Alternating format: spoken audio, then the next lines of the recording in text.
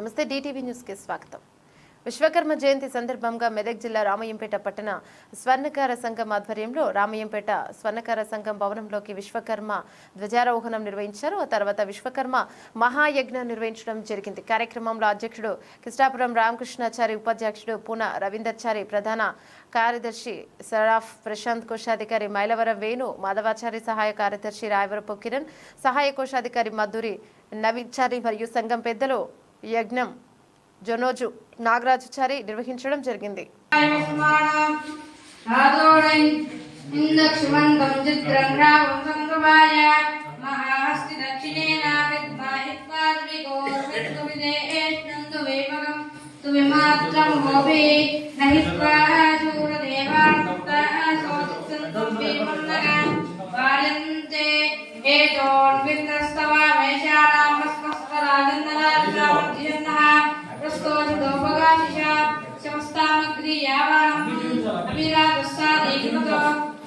దక్షిణేన Pramoda ఇంద్రమానో